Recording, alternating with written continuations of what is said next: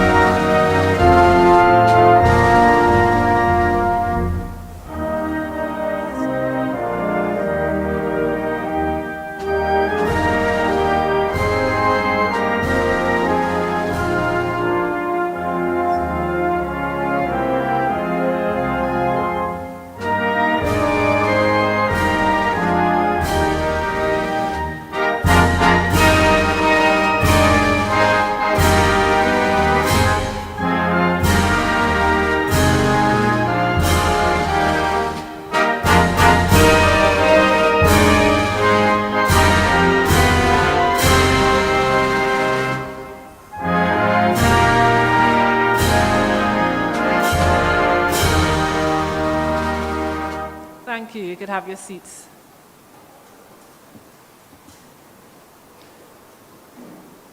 All right, so now let me get into the formalities of this. Again, good night to everyone present here with us at the Bethel Community Center. Good night to everyone viewing this via the various platforms, to anyone listening, to all the live streams, and thank you for tuning in.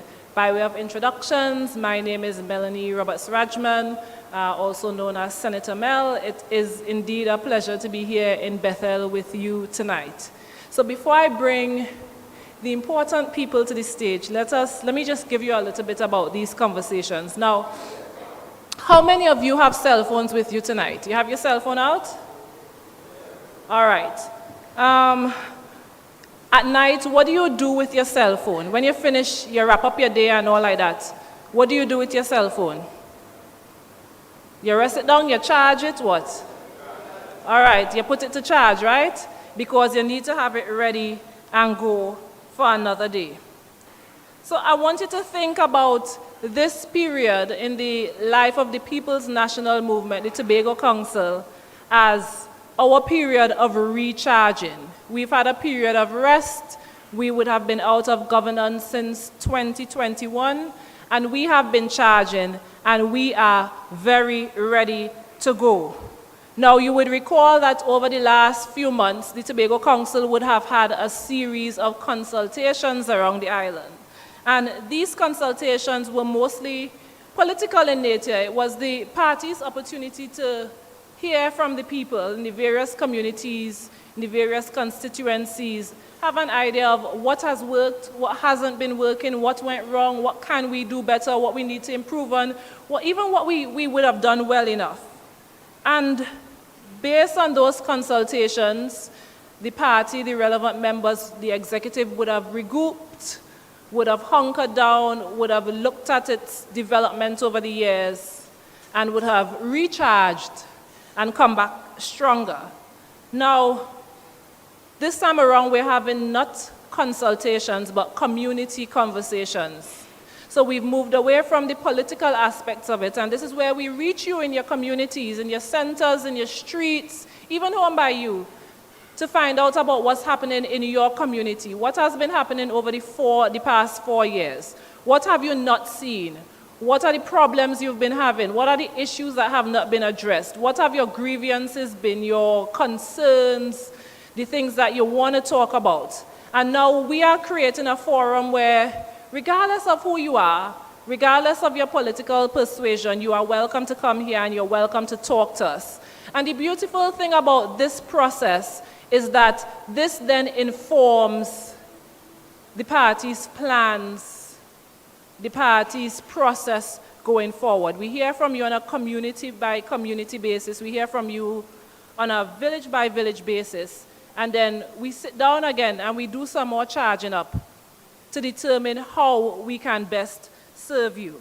So thank you so much for being here tonight. I know for one, I am looking forward to hearing a lot from our political leader. I'm looking forward to hearing from our prospective candidate, and most importantly, because you are the ones guiding this process and because your input is what's crucial at this point, I am looking forward to hearing some very open and transparent conversation coming out from you.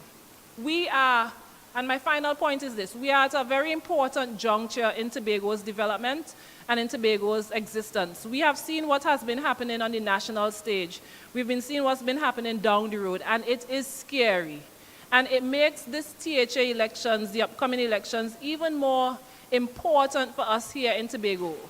Whatever transpires has the impact, has the opportunity or has the effect of impacting us significantly for years to come. So this is our chance to show up, show out, and really get it right. And I don't want to use the term stand in defense of Tobago, but at this point, we really are called to stand in defense of our island. We really are being called to put Tobago first. And that is the intention of the People's National Movement, that in every single thing we do from here on out, we are going to continue to put Tobago first. Now, I would have mentioned that we have two very important members on the panel tonight, and these will be the gentlemen that you will be speaking to tonight. And the first person that I would like to call to stage is our political leader, Mr. Ansel Dennis. Of course, he's no stranger to us. Mr. Dennis. Yeah. Team up in the West, yeah. We got this. And then, of course, the second man of the hour, we have Mr. Sterling Timothy, also known as Big Dog. And I like Big Dog, so I might be calling you Big Dog for the night. I cannot wait for election morning. Tell them why.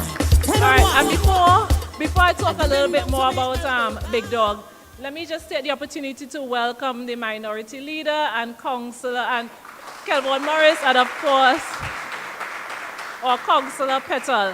And they would have had a very long day. Remember how I talk about standing in defense of Tobago and putting Tobago first again? They would have been in the house today doing human service. We thank you. Welcome. It's really nice to see you here tonight. All right, so before I invite our speakers tonight to bring you a few remarks, just a few observations about Big Dog. Sterling, I would not be calling you Sterling, but when you all go to vote, his name is Sterling Timothy, yeah? But for now, we're calling him Big Dog. That's all we need to remember for now. So I reached out to Sterling today, and I said, I'll be hosting the community conversation tonight, and I said, send me a few, send me something about you. Let me get to know you a little bit.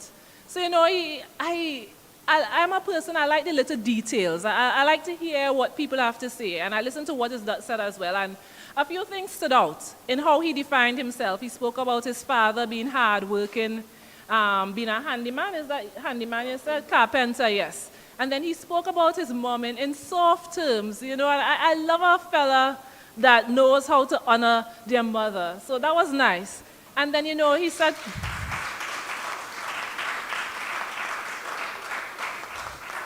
Then he also said to me, I'm a father, I have 2 little girls. And I saw them tonight. I saw them daddy's girls, very clearly so, and I'm a husband as well. And we do like a hard-working family man as well. I think these are the kind of qualities that we are looking for when we're talking about leadership throughout the island, when we're talking about people to lead our communities. These are the qualities that we want to see. And I'll leave it to him to bring you a little bit more about him. But it was just my observation. Even as I sat there tonight, I looked at people coming in, and I saw the way they were greeting him, the enthusiasm, the warmth.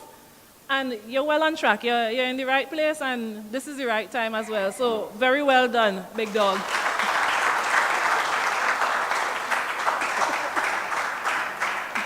All right, so enough of me talking. It's not about me tonight.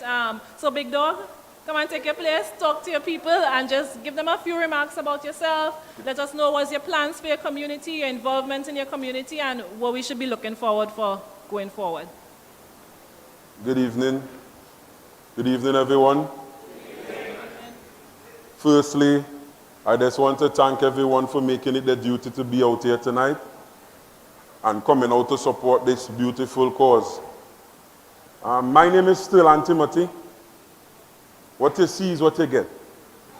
I'm just a humble young fella from the village of Bethel, born and raised into really, really humble beginnings.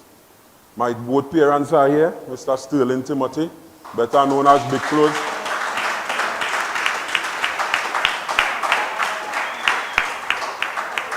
Mom is also here, Miss Susan Timothy. My beautiful wife, Miss Deandra Timothy. My two beautiful daughters, Sarah and Sienna. And my loving campaign manager, Miss Nicole Winchester.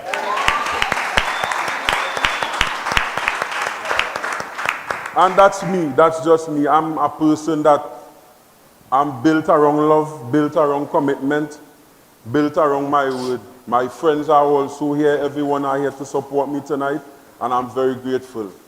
Bethel has always been a place that I've always been passionate about, because it's my village. It's what raised me. It's the culture I know. It's extended now into a constituency we call Bethel New Grange, which carries similar cultures to where I'm from. And I've always said and sit around and looked at the settings of how we live, and I've always asked myself, one day, I really want to change this place. I think that I could be able to make a difference. And now I'm seated in a position that I know for sure that I can make a difference for my constituency, Bethel New Grange. And I always said, it's a culture that we live in. And sometimes Bethel is mistaken, or sometimes has a stigma to it, the way we might do things, the way we might operate. But I want that stigma, and I want Tobago to know, even the people on the life, Bethel is love, Bethel New Grange is love, and we are different. I've been around the grounds. I'm a young person, as you can see. I've been on the streets night after night. I've also been in different avenues where I've been able to express myself. But I've always heard the cry of the youth on the ground. And I want to let the youth of Bethel New Grange know, the fellas on the block, everyone in the hearing of my voice, that your voice will eventually be heard through me, Sterling Timothy.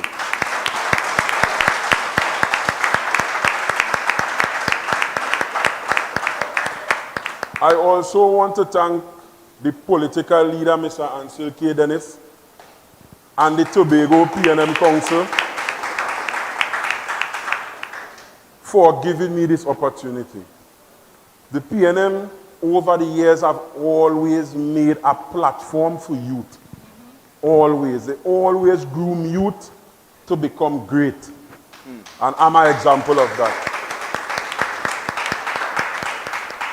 We have been trained well. We have been exposed to all different levels of education within the political realm. And it's really doing good for us. And I want to send a message to Tobago. Tobago, let us put Tobago first again. We have seen it, we are living in it, and we can change it. And I just want to make that my little message for tonight again. Thank you all for being here. The mic will be open. Feel free. Ask your questions, raise your concerns, and let's work together to make this place number one again. Thank you.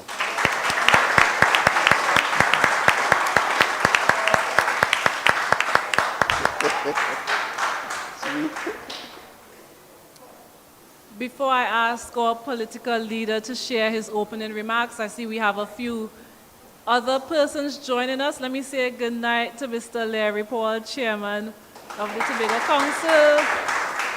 I am also seeing my big cousin Nicole, Vice Lady Chair of the Tobago Council. Welcome. Who am I missing? I'm seeing other candidates, but prospective candidates, but I'll just say a general good night to them for now. And then, of course, our past and the best MP, of course, Ms. Shampa Kajolu. Good night to you. All right, at this point, I hand the mic over to our political leader, Mr. Ansel Dennis. Thank you very much. And let me just set the timer so I'm able to manage myself. I'll help you. It is a pleasure to be in Bethel this evening with all your Bethel boy, Big Dog. Give him a round of applause.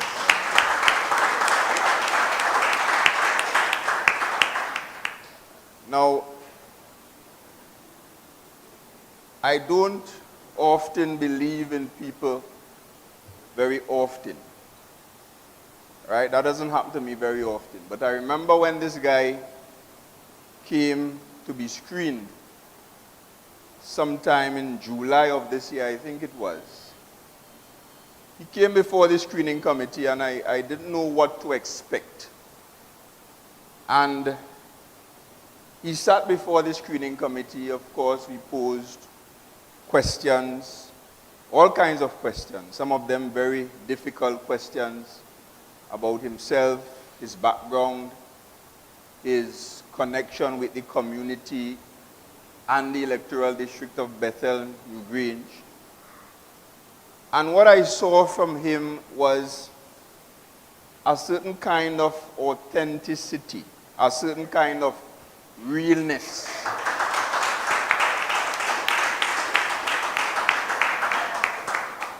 A kind of honesty, a kind of integrity, a kind of passion, and a kind of love for his people here in Bethel and Tobago by extension. And immediately I believed in him. And as I said, that don't happen to me very often.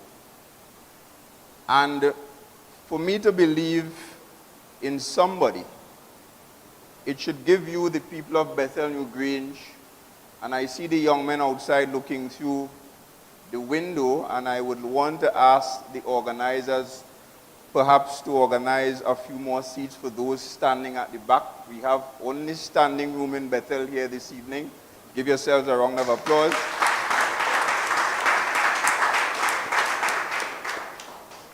But I see the young men looking through the window, and I am heartened by the fact that all of them are here, not necessarily to support me or to support the PNM, but they are here to support Still and Timothy.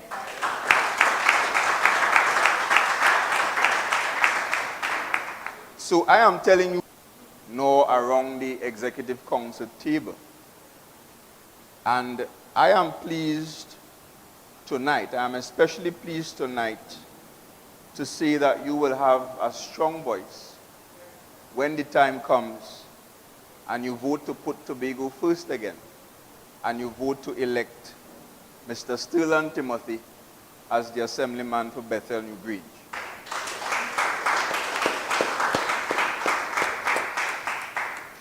So these conversations are really for us in the PNM to get an understanding of what is happening in the electoral district. It's an opportunity for you, the people, to speak. And in the PNM over the last 4 years, because we believe in people as the people's national movement, and because we understand and accept the requirement to interact with our people as much as possible, we've had several public interactions. The more recent ones before this one was really about talking to our internal members to hear from them on the way forward for this great organization and this great party.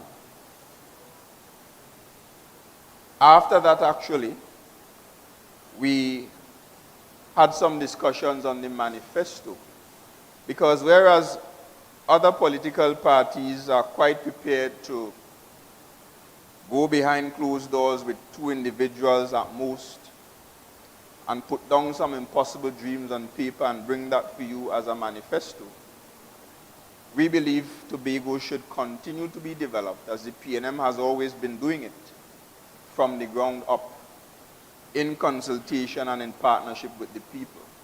So we heard from you as it relates to your vision, your personal ideas as to what you would like to see for your community and for this island that we all love so much.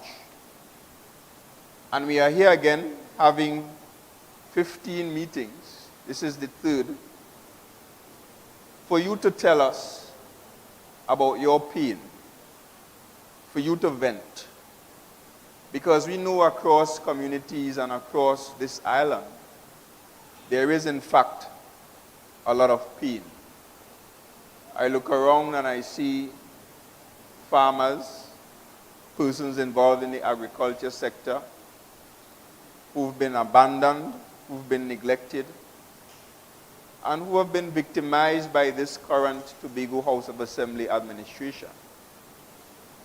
I look around and I see young people, young men even outside of the building looking on, who have been promised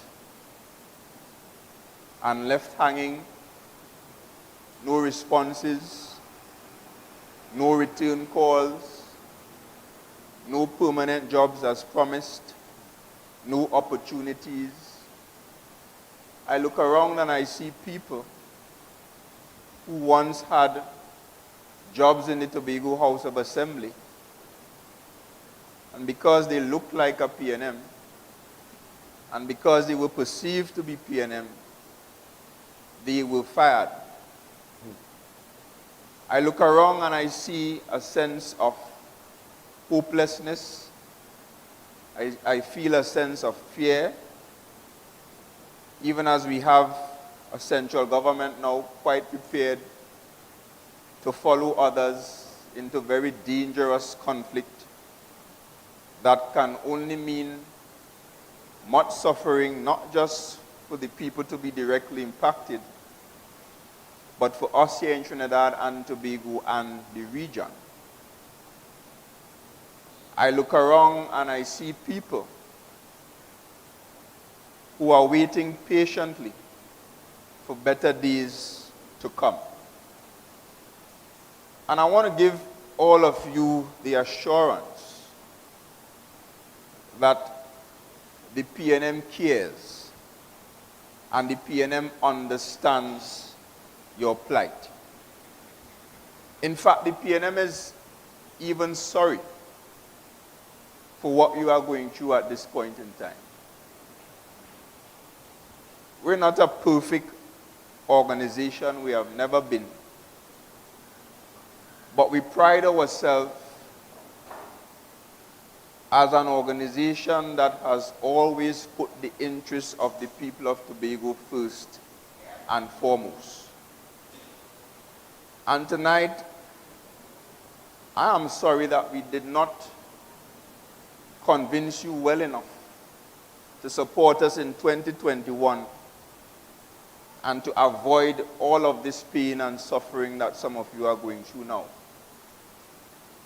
I am sorry that we were not able to continue the farmland development program so that some of the farmers sitting here at this meeting and other young men, some of them right here in Bethel, could not benefit from that program, could not receive land to engage in productive agriculture to help Tobago feed itself and the nation and the region by extension. I am sorry that the PNM is not in office to guarantee opportunities for young people, employment opportunities, opportunities for mentorship, for training and development, for grants to support your business endeavors. I'm sorry that the seniors at this point in time are experiencing the worst health care ever in the history of Tobago.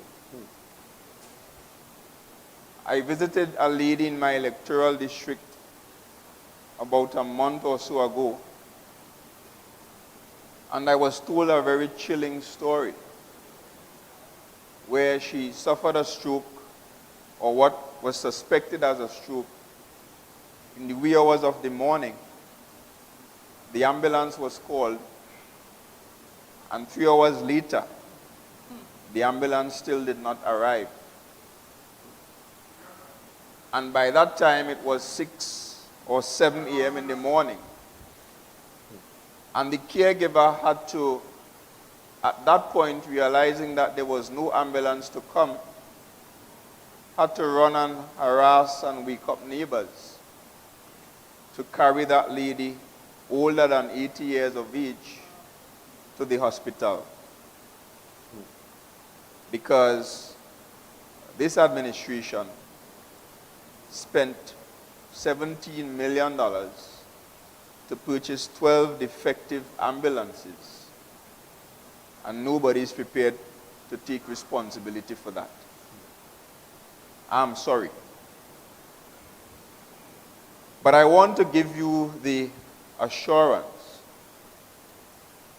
that we have a plan and we have a very good team. And Big Dog is part of that team.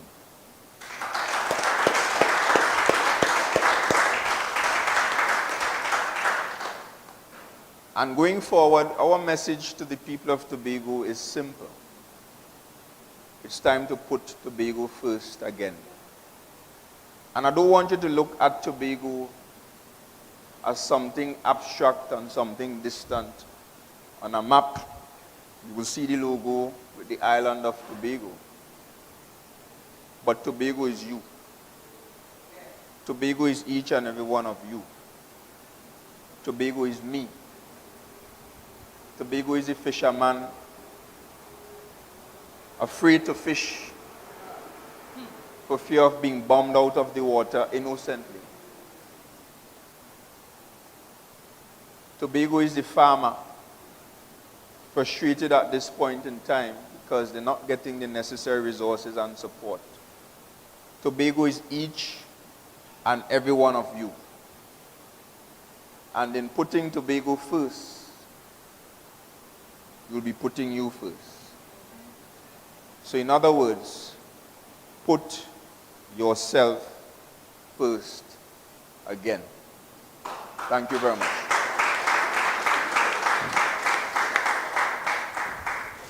Thank you to both our PL and to Big Dog. At this point, I want to open the floor. You would have heard from our political leader and you would have heard from the prospective candidate. So I'm inviting members of the audience to come forward, ask your questions, make your comments, make your concerns noted.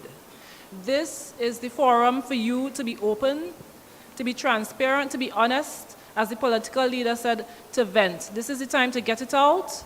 This is what drives how we operate once we get back into governance. So I open the floor.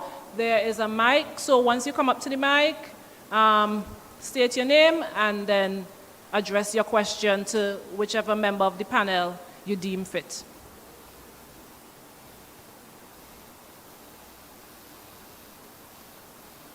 So I'm guessing all is well in this village. I feel I'm moving then. Everything just perfect. Nobody have any issues then. All right.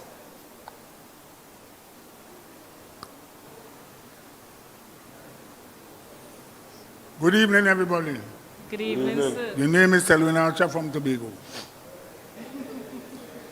I want to give the political leader an advice and the PNM. Stop saying prospective candidate. They are candidates now. Because when the other team come, they are candidates. So throw away prospective. Big Dog, you are the candidate.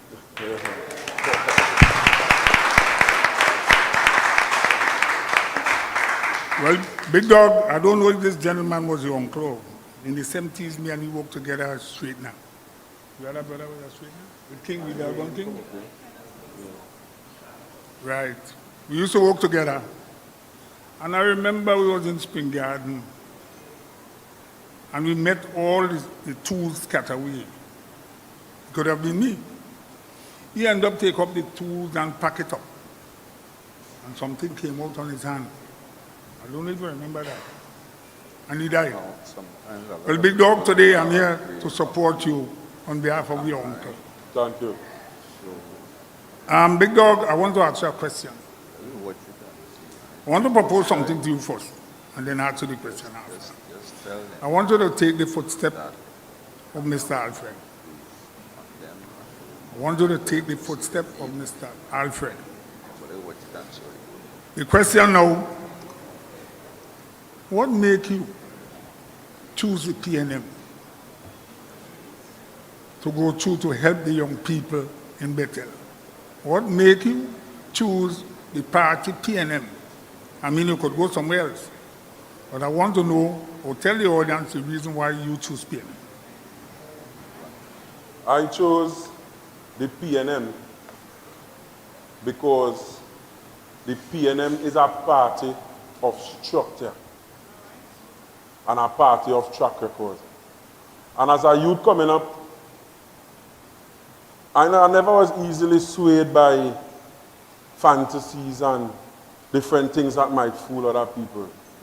And watching the political realm even before I was eligible to vote, I always looked at the PNM once they were in governance, levity always reached to the ground level.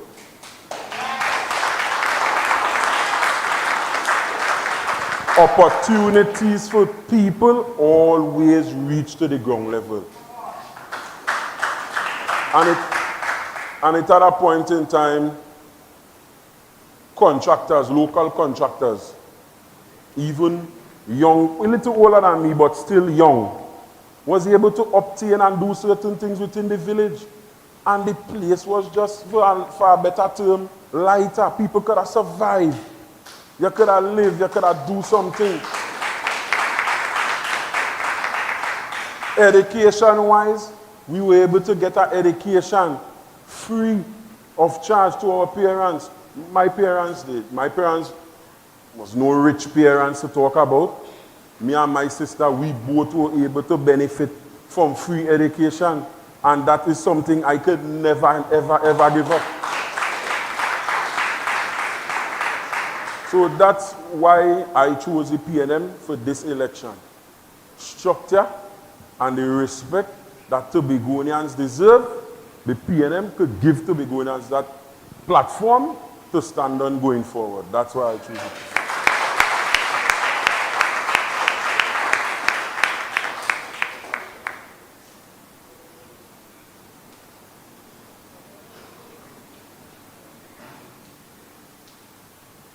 Good evening. My name is Natasha Rochford Chance from your neighboring community of Buku. I have two questions for you, if you'll permit me to ask them. What are your top infrastructural development thoughts for your electoral district? And I believe Mount Irving Golf Course falls within your electoral district. What are your thoughts on refurbishing and the development of Mount Irving Golf Course? Thank you. My top development structure for my area is a better sporting facility down at Montgomery.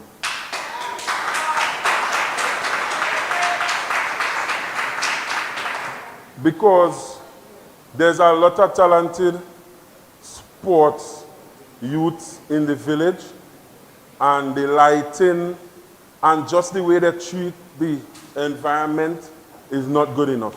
And I really want to make it a hub for greatness, that when it's fixed properly and it is utilized properly, it will build a better future for Bethel New Grange. That's one. I'm not sure Mount Irving. It's privately owned. So I'm not sure how we can really be able to work together with the owners to make it better. That will have to be a relationship between myself, the party, and Mount Irving to be better.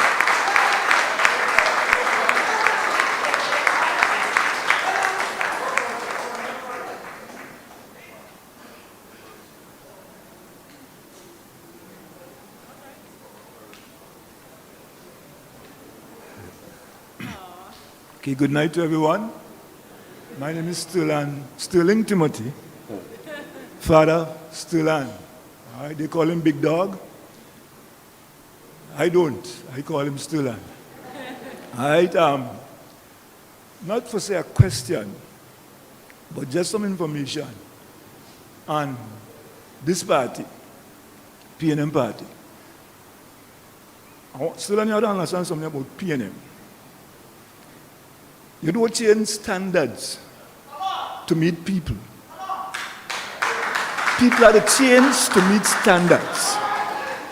Now, PNM at times will be in this position because of the standard. PNM start this country with people who had nothing, poor people. Start this country, Trinidad and Tobago, and build it to something. The people now want this country because it has something. Always remember, this standard that the PNM have ain't no ordinary standard. And remember that when you get in position, remember the standard of this party. People today, when you watch in general, people don't like standards. People will follow anything. And the purpose of most of the other parties is to get greed, money, and just flair. Just flair. But to build something wasn't ordinary. It started with the poor, ordinary people. And still, and you get the characteristic of being a good leader. But a good leader was always be able to be led. If you allow God to lead you, you'll always be a good leader. One thing about Sterling, I want to tell you something about Sterling. Sterling always cared about his mother. From little boy, if Susie in the room, at times Sterling will run in and just look at you and say, "Mommy, all right?" and run back out. He always want to check for his mother. You see the people on the side of the road that sell a little water and everything? When I'm going to work and Sterling go stop, Daddy, you get $5, buy a water. Buy a water. He always concerned about, he said, that's all they're doing. Always concerned. Our people who looking like they're struggling, always concerned. Buy a juice, buy a water. Sometimes you don't drink it, you do it. Now you see size, a very full fella. But still I don't eat plenty, never eaten plenty. Still I take the side of my mother family. Always big. Anybody know Carlos Wilson, Rumi? They're my mother's side of family. They're always big. Always big. I didn't know my grandmother. My grandmother, they said that when she died, they had us to break the door to take her out. That was his size. You know.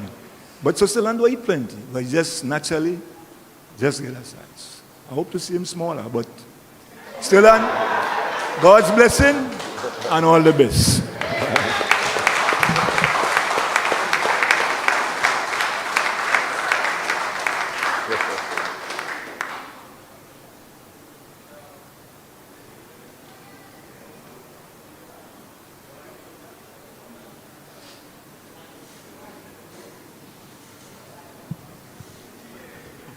Good night.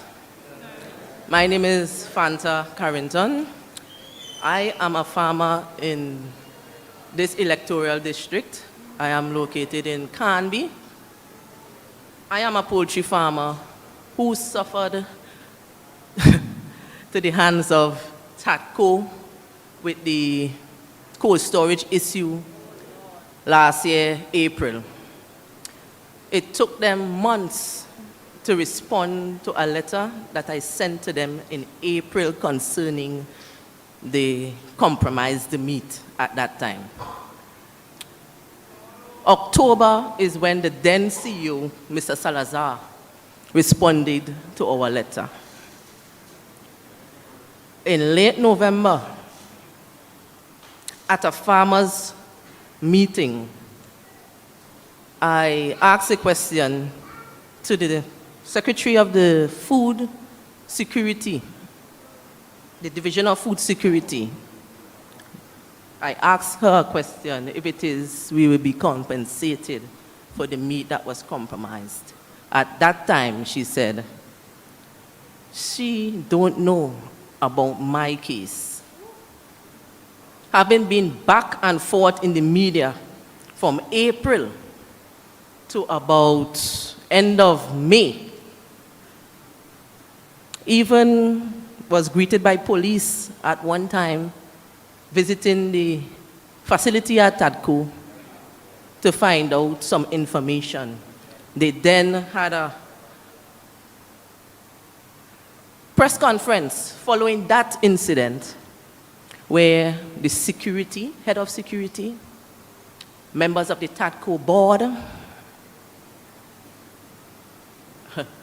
brought myself and my mother down to the ground, telling a lot of what we would call untruth, lies about the situation, right? To date, I don't even think that facility is operating properly. There's an issue for ice. As a poultry farmer, we need ice to chill the meat before putting it into cold storage. There's an issue still to get meat stored at that facility. When this whole issue was going on, the then chairman, Mr. Ricardo Alfred, would have stated on the media that big companies did not complain and they are still storing with us. I have information that at least one of those big companies are storing, they are storing by yachts. Right? After the secretary told me that she did not know about my case in November, late November, when I left that meeting, I was told that she made a phone call and then she spoke to the people gathered there and said that she just come off a phone call and that lady don't even have a claim in. In January of 2025, I got a call from the acting CEO stating that she saw my letter, which was dated since April 2024. And she said that it don't have a calculation sheet with it, if I can produce one by the following week, which I did. And she said this thing is going on too long, and we are going to make a payment to you all in 3 tranches, starting the very next day. It took place. We got our 3 tranches of totaling to over $40,000. I'm just saying that so that people could know the quantity of meat that we lost. Since then to now, people will reach us in the road and say, thank God for you all, we got paid. So that means other people had losses there as well. I am one of the persons that was lucky to receive lands located at Hope, Belmont area for livestock farming. This happened before the elections in 2021. From then to now,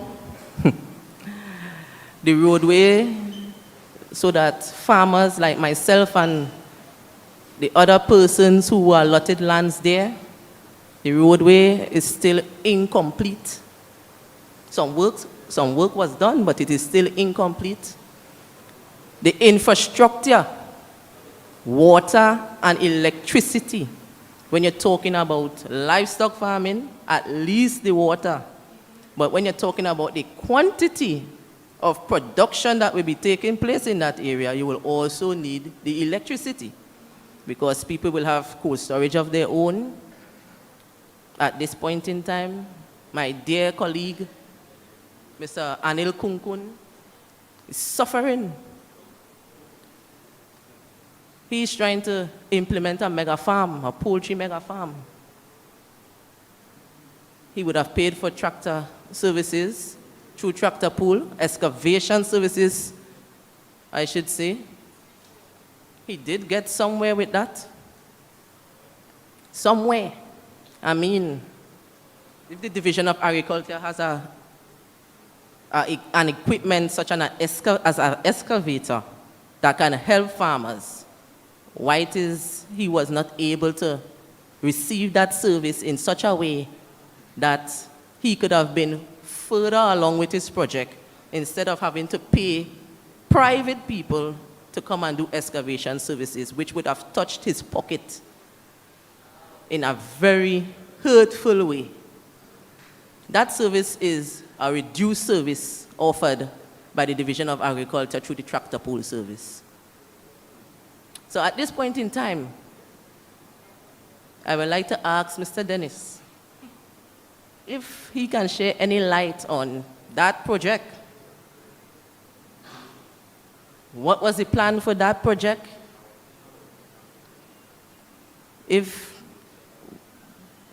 When you all are elected, this coming elections, what will be put in place for farmers in general?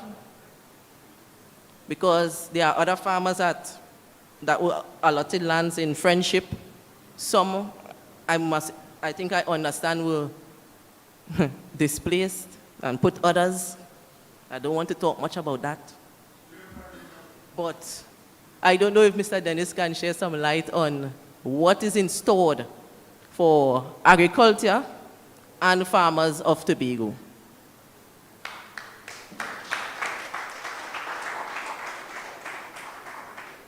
Thank you. Very, very important question. Now, the project that Fanta is talking about there is a project called the Farmland Development Program. And that project was conceptualized or started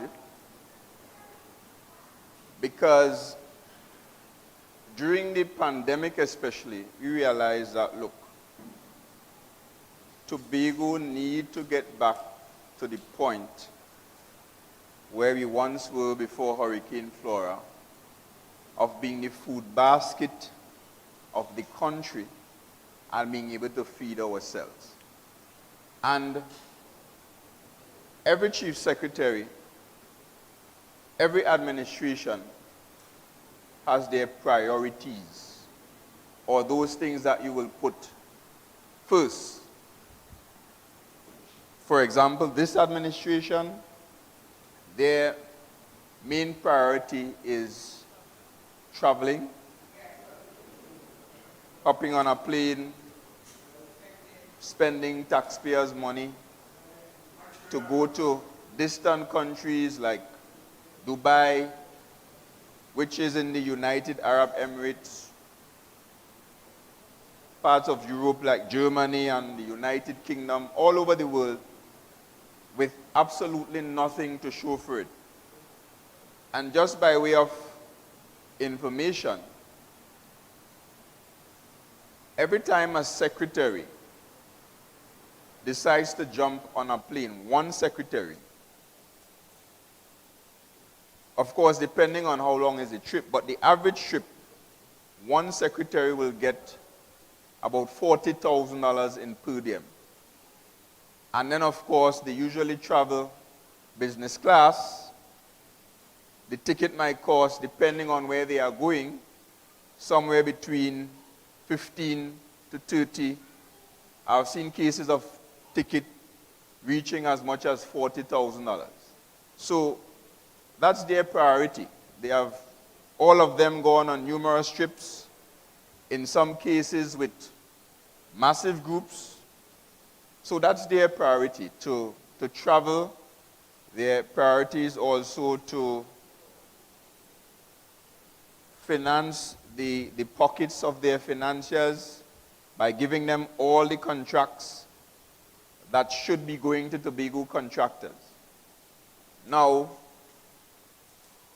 during the period 2020 to 2021, when I was your chief secretary, the number one priority of that administration at that time was agriculture. And it was obvious for all of you who were following Tobago's development at the point in time that that was our priority. I am sure you saw the chief secretary himself going to the various farmers, visiting them. Of course, Fanta was one of the farmers that I went to. Excellent project in terms of broilers and layers and so on. Excellent production going on up there in Kambi. But with support in terms of land and other resources, that production can even expand even further and do a lot more for the people of Tobago. There was another poultry farmer by the name of Nyron Orr out of Mount St. George, who I visited as well. Another excellent poultry operation was going on up there. I think my understanding now, and I hope I'm correct, is that he has since shut down his farm due to a lack of support from this Tobago House of Assembly. So we conceptualized that farmland development program. And the objective was to develop lands in 5 estates across Tobago. And we were able to convince the then central government, led by Dr. Rowley at the time, to give us in the Tobago House of Assembly, notwithstanding all that was happening with COVID and the large amount of money that was required to keep public servants employed, to give grants to people who were home as a result of the tourism sector being shut down and so on. We were able to convince them to give us $50 million to inject into the farmland development program. So we identified 5 estates. Friendship Estate, we identify there as a location that we can focus on things such as aquaponics and hydroponics and so on. And also some livestock operations, very limited livestock operations. We also identified Indian Walk Estate in Moriah as another location, Lamy Road in Argyle as another location, Goldsboro, that's right as you come out of Goodwood there, as another location where you have a number of existing farmers doing well, but there is still at this time a lot of unproductive land. So the idea was to get all of those unproductive lands into the hands of productive farmers. And of course, the 5th estate was the Belmont Road Estate. The total acreage, if memory serves me correct, was approximately 500 acres of land. to be fully developed. In terms of Belmont Road, we had gotten to the point of subdividing the land, identifying the boundaries, and giving documentation to some of the farmers at that location. The intention was not just to give the land and leave the farmers to fight on their own, but to put in the roads, the water, the electricity, just like a residential development. So in a residential development properly done, all you have to do is go in and build your house. And we wanted the same thing for the farmers. You just go in and set up your operations. You don't have to fight up behind roads. You don't have to fight up behind the electricity. Just get your connection and pay the bill. And the same thing with the water. So, in addition to the $50 million given by the central government, we allocated an additional $30 million of our own resources within the THA to mobilize the contractors to develop those estates.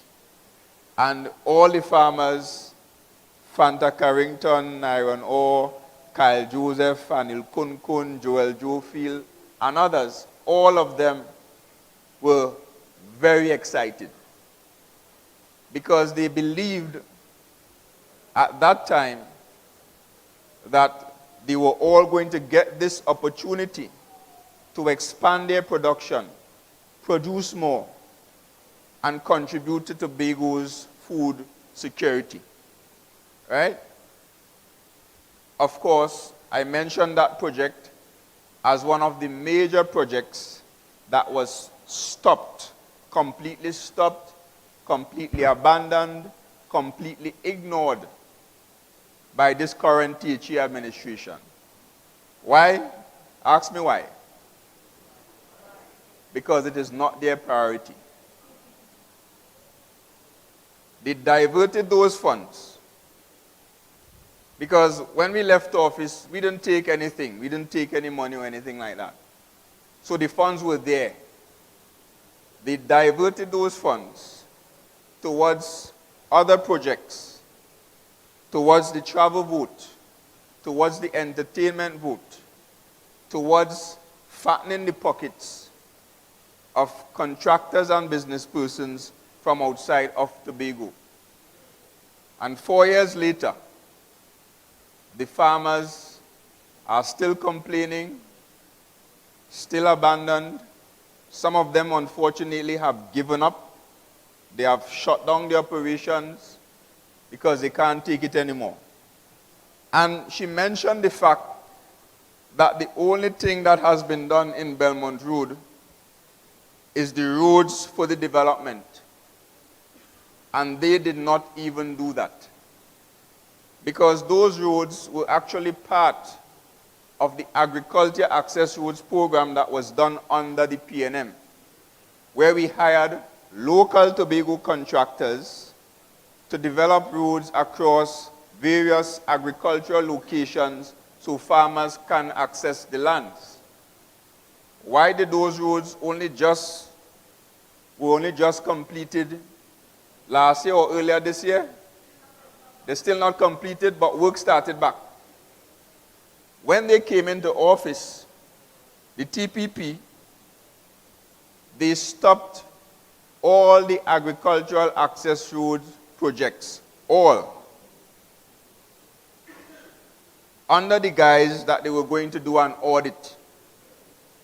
The contractors, those poor Tobago contractors, had to demobilize, leave the projects for more than 2 years. Follow me? If you had to demobilize and leave a project for more than 2 years, by that time, material prices may have gone up, interest would have built up on any loans that you may have. How are you then going to be able to make a profit on those projects? You know what they did 2 years after that? Call back the same farmers and told them, go mobilize again, start the projects, but we're not paying you 1 cent more.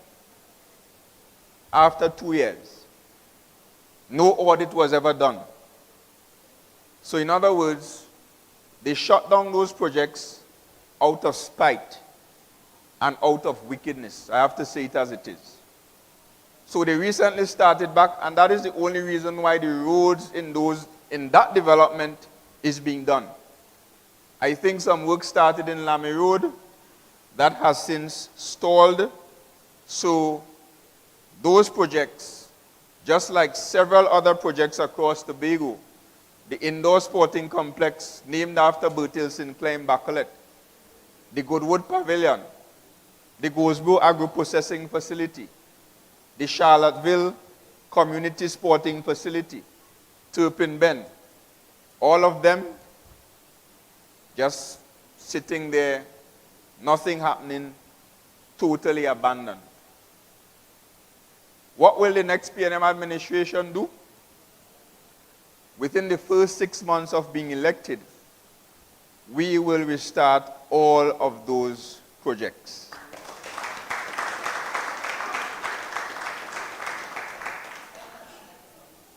And every single farmer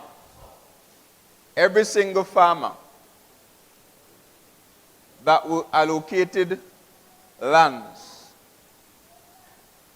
we will of course honor those allocations of the lands. And in some cases, we will have to fix some of them. Because my information is, in Friendship in particular, this administration decided that the areas the previous administration allocated for agriculture, that they will resurvey them and allocate them to persons from outside of Tobago to do supermarkets and hardware stores. That's my information. And now I'm saying in cases where that has been done, disenfranchising Tobagonians who were given documentation previously for those lands, we will take the necessary action in the interest of the people of Tobago, and we will put our Tobago farmers first.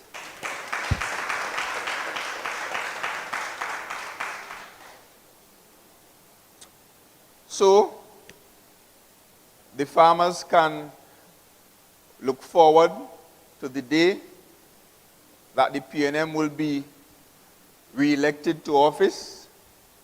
You can look forward to the day where you will have a passionate Secretary of Agriculture once again from the People's National Movement. You can look forward to the day where the Chief Secretary himself will be fully accessible to you, where he will come to your farms and he will visit you and support you and see what you are doing. The only thing that will be different is that I'll go with our black boots this time.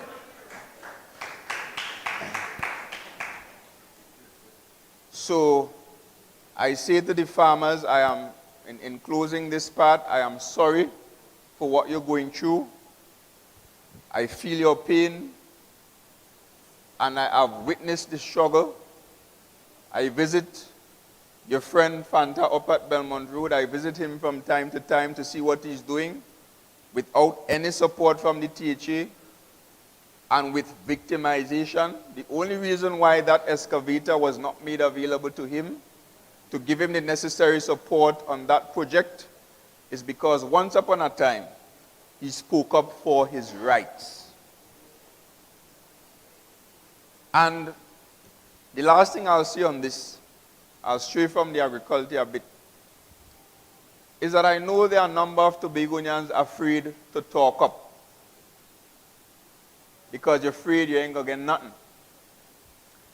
But if you haven't gotten anything for 4 years, what do you expect to get between now and election? More than a $500 or $1,000 bribe for your vote when they meet you on the block. Talk up. Open your mouth and talk. See how you feel. Do not be afraid of these people.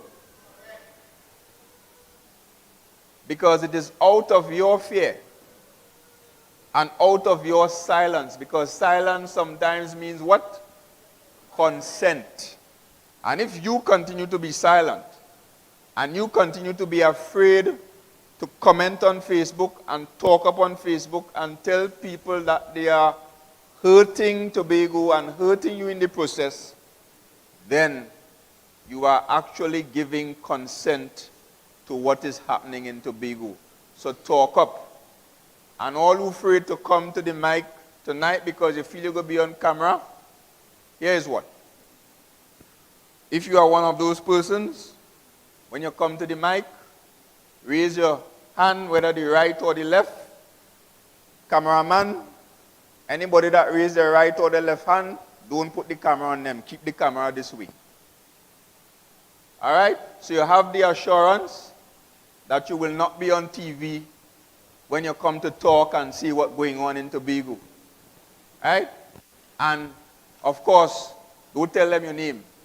Because as soon as you tell them your name, Certica or one of them going and pull your file up in the office of the Chief Secretary to see where you have contract and to see who is your family, where your family working, to go and victimize your family. So please, not say your name when you go by the mic. Thank you.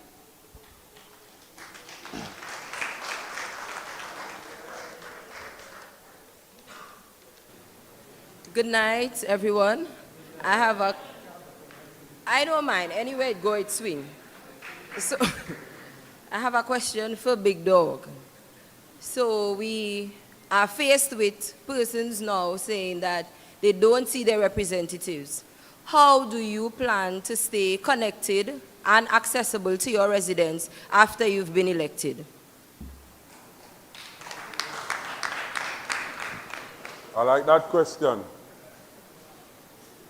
because it's something you continuously hear as we walk and interact with different people. They will say, you seen you now.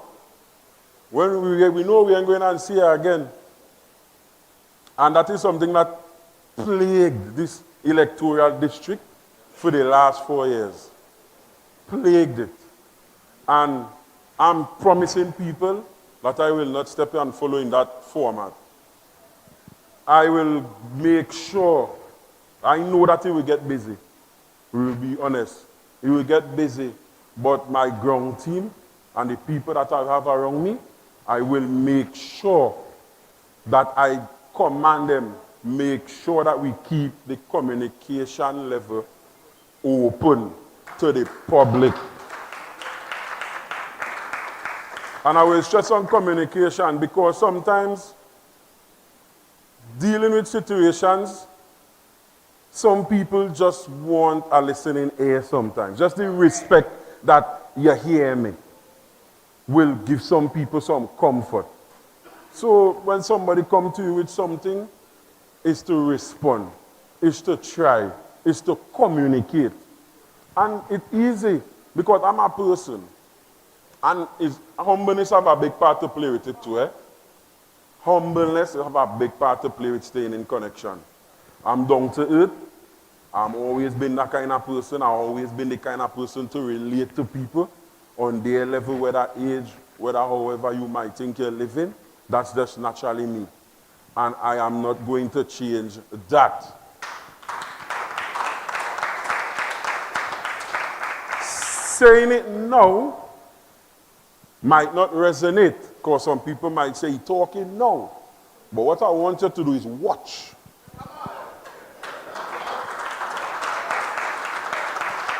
So those who don't believe, it's okay. You don't have to believe me now. Just watch. And I will remain in contact with my constituency extension, wherever my portfolio might be. In the THA, I will remain grounded and connected to the people. Thank you.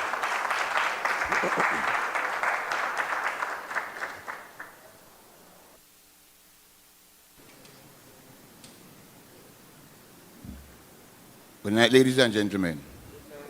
My name is Richard Boris. Nickname, Zumbi for martial arts and Lionheart for the unstoppable force and drive that I carry. I don't have to raise no hand. I fearless. Now, I've been hearing about the victimization of people who come up and talk and whatever. Victimization for me comes like nothing because I know regardless of what happened, I had to live. And so long as there's a God who would never leave me, I'm going to live. However, even as I was saying with the contracting section, I did a lot of contracts around Tobago. And I thank God for the P&M. Some contract, some subcontract, majority subcontract. Because at times, the tendering is way above my pay grade. So then I have to resort to subcontract. And the reason for that is because some of the contractors that getting the work can't do it. So they have to resort back down to me. Because I went and did the studies to do some of these jobs and things. And I would stand here, and I know on TV, so I can't lie. When coming to pipe work and sewer work, I am second to none in Trinidad and Tobago. Second to none. The whole of Cove Estate, I did this one under subcontract.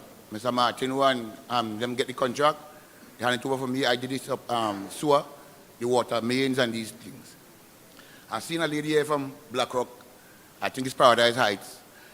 Years ago, they said pipe couldn't run in Paradise Heights because you had blue stones and all these things. And Martin had them get the contract again, and because of skill, they had it over give me. Was I give them 3 months to do it. I do it in 3 weeks. The last subcontract I did is in Darrell Spring, under the P&M. I didn't get to finish because from the time the new government got in charge, they cut the contract. So they stopped it half the way. And I did half of the work in 6 weeks. And 2 years passed and it's still unfinished. Right? However, lately here, the residents in Darrell Spring get up and make some noise. They send works and CP planting, and about 20 of them had started a little thing. But we thank God they started to do something because now vehicles could drive home in a yard. Because there was no road where they towed, who doing construction and things had to tow at least nearly half mile to get home. However, I want to ask a question to Mr. Big Dog.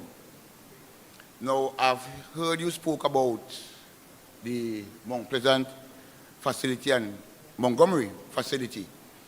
Now, I know you have been doing canvassing around. I know that's not the only thing you hear about or see about. I know that there have been cries from people in different areas of your community. So I want to ask of different concerns and cries from the people that you have been hearing about, and what are some of the cries and how you intend to treat with it when you win the seat. And I'm saying if, I'm saying when. Thank you.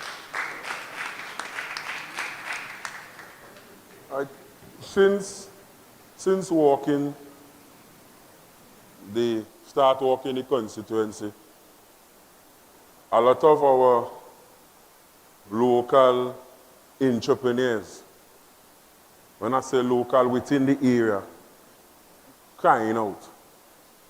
Businesses crying out, it's slow, the local tourism amongst the constituency, the dropping back, and different things. And I want to build back the entrepreneurship aspect of the constituency. Because, let me explain myself. If somebody has a shop or somebody has a bakery or selling food or doing here or doing different aspects of business within the area, and they're not acquiring support, it will obviously go into vain. And I would like, well, this I also putting some needles into Mr. Dennis, because I want to put in place, especially through the village council and these different things, these different arms of the constituency, that we could build a business plan that we could help young business people elevate so the natural tourism among the area could be uplifted. Because back in my days when we were growing up, a lot of people used to traverse through Bethel for various different reasons. And now it is redundant. Yes, crime have a part to play with it. But differently to that, it have mechanics, it have lots of mechanics within the area.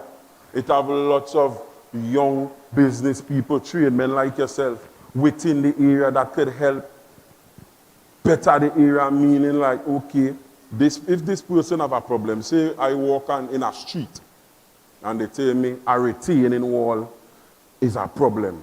I want to have teams in place that we could execute and help certain people quickly,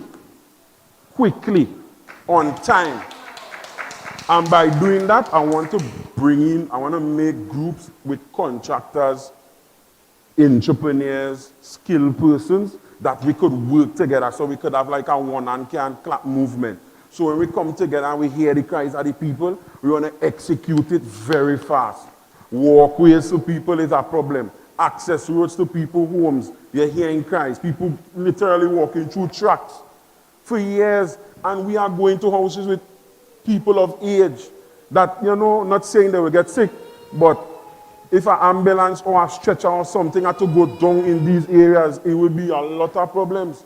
And that is one of the main reasons, even in Bethel, I want people to be able to access their homes easily.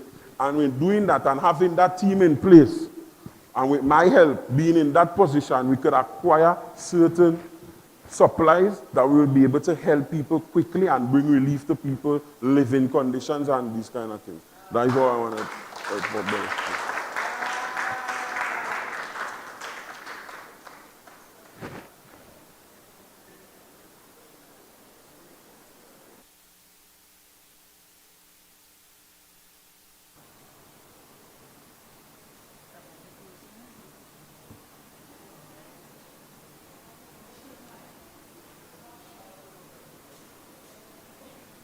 All right, how we looking? We looking good, right? And they're sounding really good. Look at people, I like that. All right, so I know we've been at it for some time now, so if there are no further comments or questions, I want to invite first Big Dog to share with you his closing thoughts and comments, and then immediately after that, I'll ask the political leader to do the same. Well, in closing, I just want to just let the people know, put your trust in me. I will do my best. I will try my best to change the place and put Tobago, by extension, Bethel New Grange, first again. And by doing that, I will give you my representation. We need representation in this constituency. We need a voice. I've been on the ground, and that's one thing I could understand. Nobody cannot fool me where the ground is concerned. If you want a better word, the block. I've been on the block. And there is a place that a lot of people won't really know and understand who is getting affected and who is being overlooked. And you see simple things. There are simple things. I've been walking, and people just need it. I just ask them for a pallet of blocks. I just ask for even a fridge, even different things. And people just waiting. And to me, I'm saying, okay, you cannot acquire a pallet of blocks to just drop by somebody. Some people telling me they have the material. They just want a little assistance. They just want a little team. People not really asking for nothing much. We have roads in deplorable state. We have programs that we benefited from as young people growing up in Bethel New Grange, redundant. Police Youth Club, redundant. We have different things that could come back on track that could make a difference. And I just want to assure the people that we will bring those programs back on track. Young mothers, young entrepreneurs, senior citizens, we ain't forget you. Love for you is the same. Senior citizens used to be enjoying day outs and different things in this constituency. My granny passed on now, yes, but I know When she comes, she said, the kind way up country tomorrow, she has she jersey, and she gone through the health center, through the clinic, they will have trips, bring back those things, health care, bringing health care to people. These are things that need to come back in Bethel, Kiambe, Sherwood Park, Susuland, Tobago by extension. And the public, we have the power. We could change what is taking place. Don't be afraid. Stand up. The time is now. Stand up. Stand up. Don't be afraid. You have the power. You have the power right here, right here, right here. Do what is right. And let's fix Tobago and make Tobago first again. First again. I thank you. Very well said. Still on. So before I allow the political leader to make his closing remarks, we have a test for you. I know we said that the floor was closed, but your constituents want to hear a little bit more from you, so I'm opening it again. All right? Good night. My name is Yuan Baines. All right? I want to speak on behalf of the young men in Bethel. Young fathers like myself, right? I want to know, what are your plans for us to help us grow and build so that all children will also be safe and well taken care of, just like everything else that you plan on taking care of, right? And I want you to know too that you have your boys here with you, your team. Or you come in and show yourself.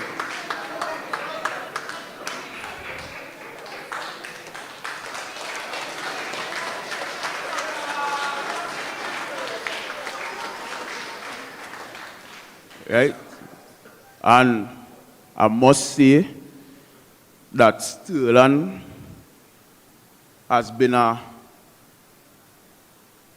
more than a brother to me. He has always been there for me, has given me good advice, never one day lead me wrong. And I must say I appreciate you, and I respect everything that's happening for you right now.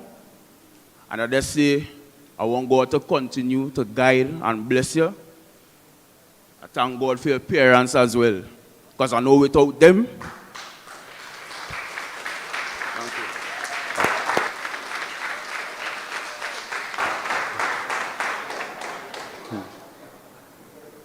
young fathers.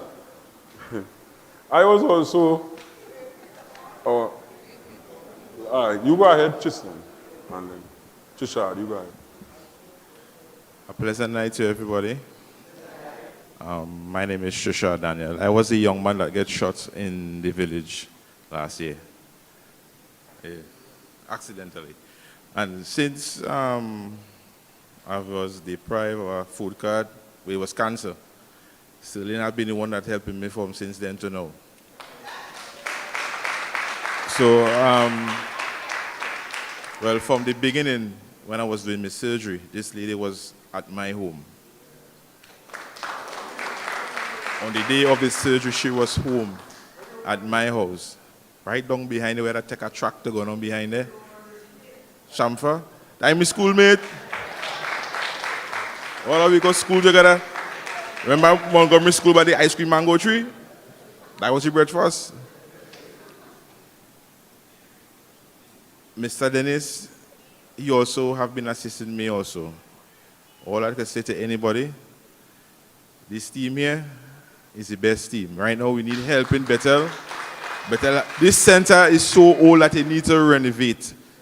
And who is right now in charge and doing nothing to Bethel?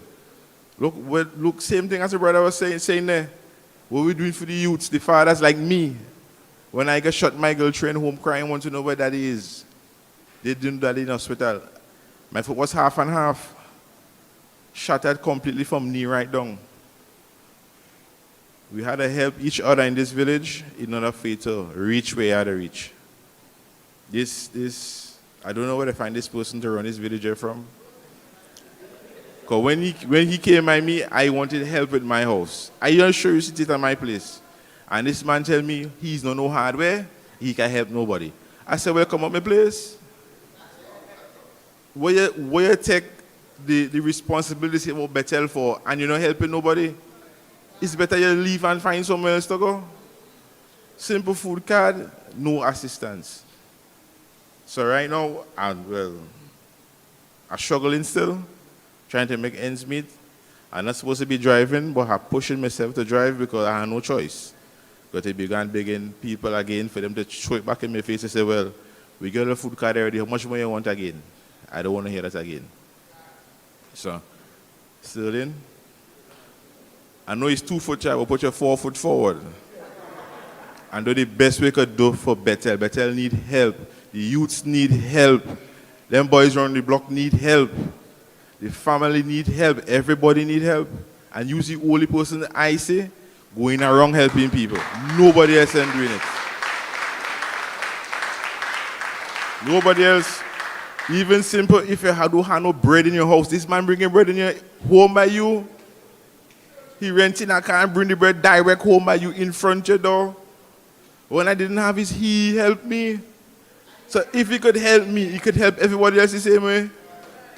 So, have a good night. The night is your night.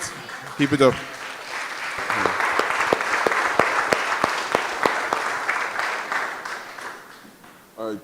Well, to answer, Rian, thanks, Trisha, no problem. I will always continue to be like that. That is just me.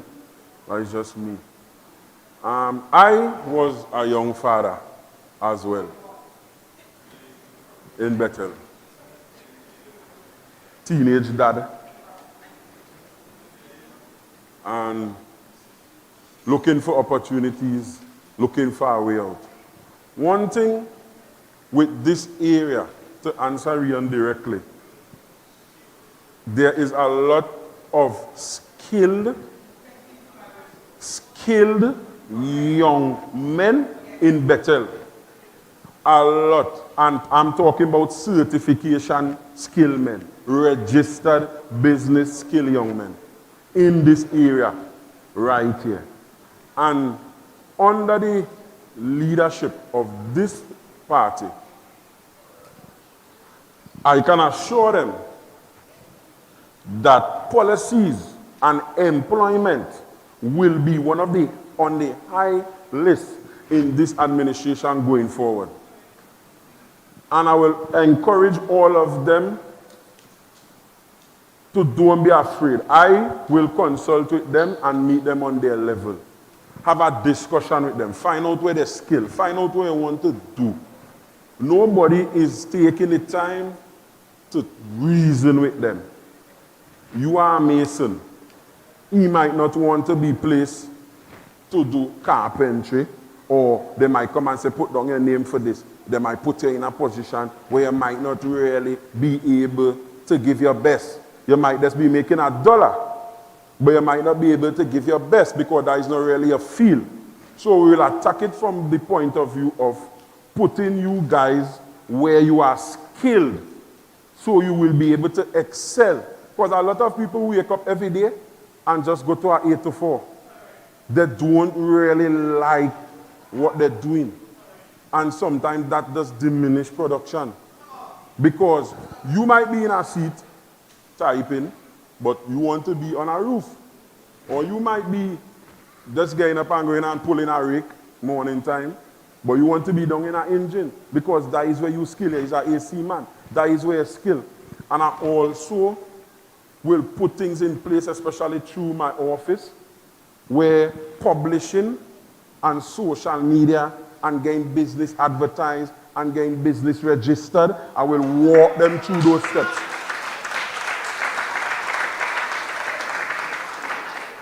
They need to be walked through those steps. You know, sometimes, hey, they're giving away grant up so, you know, for business, you know. And they might say, boy, you ain't going in no office, boy, big dog, boy. Me ain't in a paper thing. I go bring it to all you. I will help all you. I don't want all you to have no excuse. And I just say, let me do the thing right. And I just tell them that. I could talk to them like that. They're my boys and them out there. I just tell them that. Although you know trouble, do handbug the thing. Let the thing flow. And once everybody put their hand in it, we could change the place and everybody get their employment. Mr. Dennis here. And you know you're hearing me. Put policies in place so the young people of Tobago to get employment. This is a serious issue. Please, and fellas, don't worry yourself. We get this thing under control.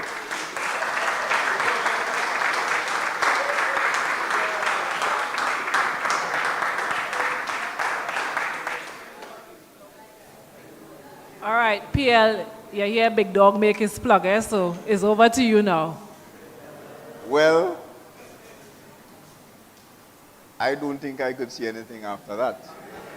So, all I will say is that you have Sterling Timothy, one of your own, a.k.a. Big Dog, coming up against the pastor or 10 others.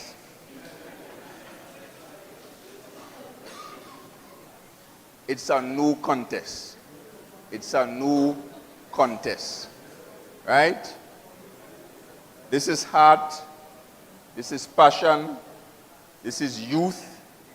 This is energy. And this is real commitment. And that is all I have to say. Yeah?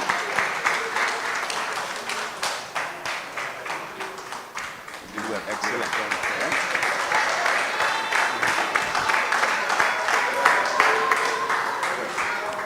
Bethel, how are you feeling? We're loving it. Very well done. So to everyone who came out tonight, to everyone who made a contribution, to everyone who has given not just the People's National Movement, but Sterling their vote of confidence. The onus is now on you. What happens when we leave here? We've heard so many people talk about the issues they face in the communities. We've heard so many people put their faith in Sterling.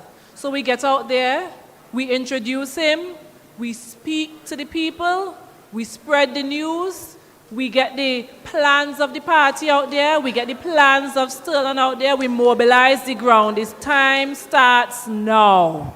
So I'm encouraging all of you, get up, get out there, and do your part.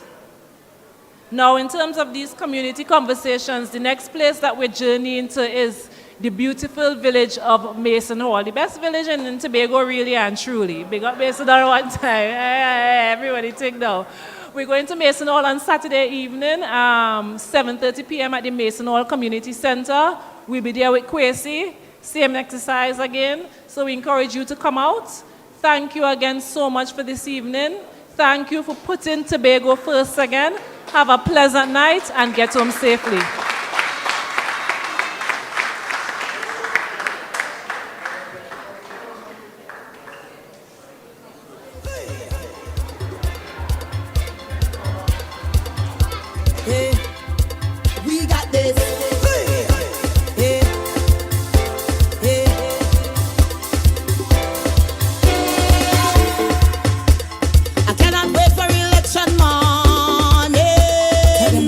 Tell them why. I depend on to me.